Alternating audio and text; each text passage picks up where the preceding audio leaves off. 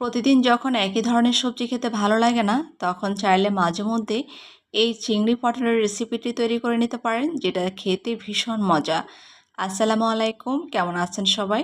চলে এসেছি আজকে আপনাদের জন্য চিংড়ি পটলের খুবই দুর্দান্ত একটা রেসিপি নিয়ে। আশা করছি আপনাদের কাছে ভালো লাগবে।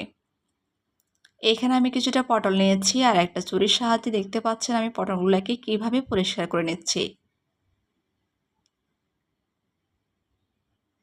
বাসায় যারা কন্টিনিউ কোনো সবজি খেতে পছন্দ করে না অথবা পটল সবজিটা খেতে পছন্দ করে না, তখন তাদেরকে এভাবেই সবজিটা তৈরি করে দিবেন, দেখবেন তারা নিমিষেই পেটের সব ভাত তো খাবেই, উল্টো হচ্ছে আপনাকে সবসময় রিকোয়েস্ট করবে যে এ ধরনের রেসিপি কন্টিনিউ তৈরি করার জন্য।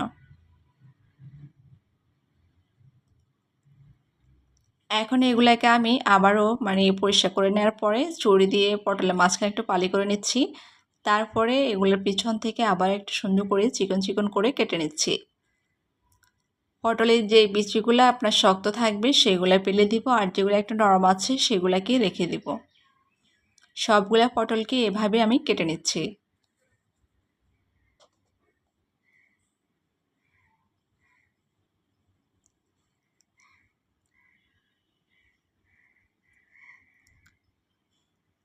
এই গরমে যখন মাছ মাংস কোনো কিছু খেতে ভালো লাগবে না, তখন আপনারা চাইলে রেসিপিটি তৈরি করে একেবারে কি বলবো, তৃপ্তি সহকারে কয়েক প্লেট ভাত এমনিতে খেয়ে নিতে পারবেন।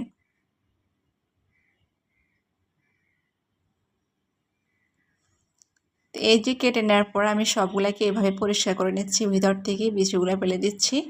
আর এখন এগুলাকে আমি আবারও সুন্দর করে পানি দিয়ে ধুয়ে পরিষ্কার করে নেব। যেগুলো নরম আছে আমি সেগুলোকে রেখে দিচ্ছি। ধুয়ে নেওয়ার পরে এখন এখানে আমি কিছু মরিচের গুঁড়া ব্যবহার করছি আর দিয়ে দিচ্ছি কিছু হলুদের গুঁড়া, স্বাদ মতো লবণ, আর সাথে দিয়ে দিচ্ছি আমি কিছুটা বেসন। এইখানে আমি 2 টেবিল চামচ পরিমাণ বেসন দিয়েছি। এখন সবগুলাকে পটলের সাথে ভালোভাবে মিশিয়ে নিচ্ছি। খুবই অল্প সময়ে কিন্তু এই রান্নাটা করা যায়। তো দেখতে পাচ্ছেন এখন হলুদ মরিচ সবগুলোর সাথে খুবই ভালোভাবে আমি পটলগুলোকে মেখে নিয়েছি। চুলায় এখন একটা কড়াই আমি তেল দিয়েছি, আর তেলগুলো গরম হওয়ার পরে পটলগুলোকে ভেজে নিচ্ছি হালকা করে।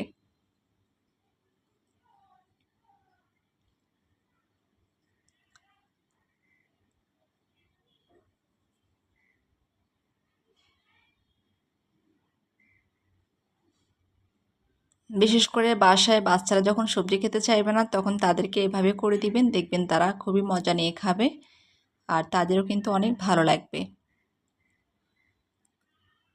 তো আমি সবগুলা পটল এভাবে ভাজি করে নিয়েছি।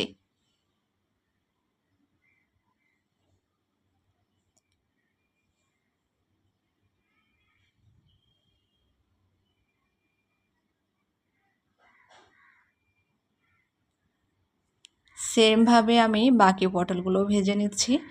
তো ভেজে নেওয়ার পরে এখন এখানে আমি সেম তেলের মধ্যে আমি এখানে কিছুটা পেঁয়াজ কুচি দিচ্ছি আর কাঁচামরিচ দিচ্ছি।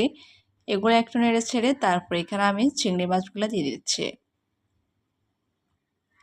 চিংড়ি মাছ দিয়ে একটু নেড়ে ছেড়ে তারপরে এখানে আমি দিয়ে দিচ্ছি কিছুটা আদা রসুন বাটা আর একেবারে সামান্য পরিমাণ জিরে বাটা দিয়ে এগুলোকে আবার একটু নেড়ে ছেড়ে তারপর হলুদের গুঁড়া, মরিচের গুঁড়া, স্বাদ মতো লবণ দিয়ে আবারও একটু ভাজি করে নিচ্ছি। এরপরে এখানে আমি দিচ্ছি সামান্য পরিমাণ পানি। টোটাল আমি এখানে 1.5 কাপ পরিমাণ পানি ব্যবহার করেছি, যাতে করে আমি যে লাল মরিচ কাঁচামরিচ দিয়েছি সেটার ঝালগুলো যেন একটু মজে যায় সেজন্য।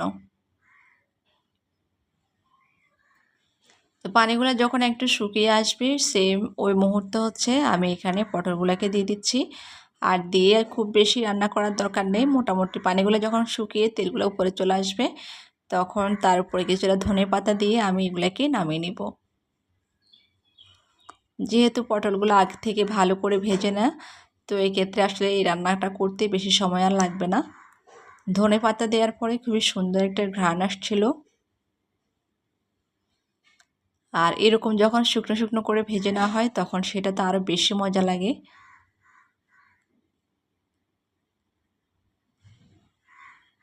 তো ধনেপাতাটা এই তো দিয়ে দিচ্ছি, আর এখন একটু নেড়ে ছেড়ে আমি চুলাটাকে বন্ধ করে দিচ্ছি।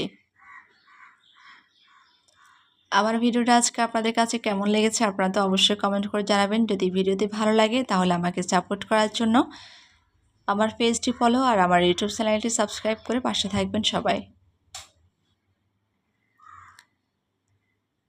তো এই যে একটা প্লেটে নিয়ে আমি এখন আপনাদেরকে দেখিয়ে দিচ্ছি কেমন হয়েছে। দেখে বুঝতে পারছেন আসলে এটা কতটা লোভনীয় আর কতটা সুন্দর হয়েছে। ভিডিওটা আজকের মতো এখানে শেষ করে দিব। দেখা হবে আবার নতুন কোনো ভিডিওতে। সে পর্যন্ত সবার থেকে বিদায় নিচ্ছি। আল্লাহ হাফেজ।